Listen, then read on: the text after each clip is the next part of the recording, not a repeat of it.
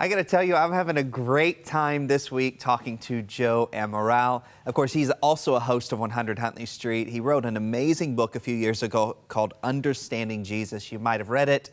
Now he has a brand new documentary where he went to the land of Jesus and recorded this incredible teaching. Joe, I'm learning something every time we talk. That's awesome. Yeah, it is. I'm really having a great time. But let's talk about Nazareth, okay? Okay. Because I understand that in Nazareth, they were sort of expecting a Messiah, but Jesus really didn't fit the bill.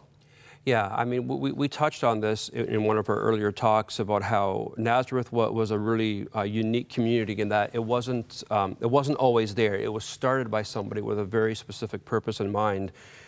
And, you know, people even said about Nazareth, can anything good come from Nazareth? Like, you know, and we say that, but we don't know why they say that, because Nazareth was a loony town for people, okay? Because people who lived there, they thought the Messiah, they were 100% sure the Messiah is coming from Nazareth, not from Jerusalem, not from Tiberias, not from the other holy cities. He's coming from here.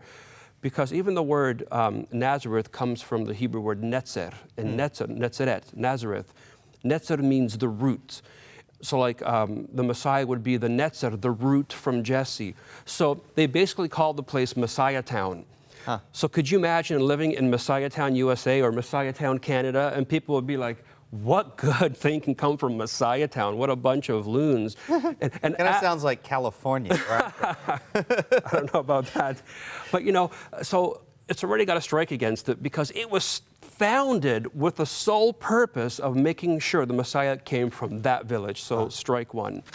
Strike two, we have Jesus, who comes from questionable origins, questionable beginnings. You know, as Christians, we read the New Testament, and the angel appears to Mary. Wow, it's huge, it's beautiful. But she was an unwed teenage mother. 13 or 14 years old. In a culture that would go crazy about that. Absolutely, that's the right word. They would go crazy. She could be killed. Joseph could be killed for marrying her because it would taint the word of God. It's a horrible thing. And so here we have Nazareth being started as this Messiah town. And then he's got this questionable birth story where God had to intervene and impregnate his mother. So you got two strikes against him. And then third strike, he's a carpenter.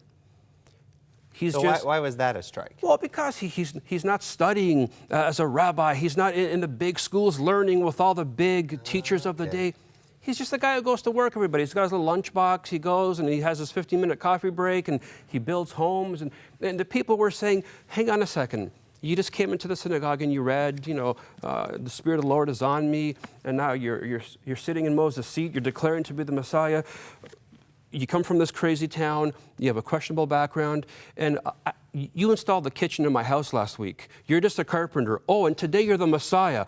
Wow, what an upgrade! So you could imagine. Well, this sort of haunted him his whole life, right? His whole life, and there was always, hey, isn't this Joseph's boy? They would say to him in Jerusalem, and he's claiming to be the what?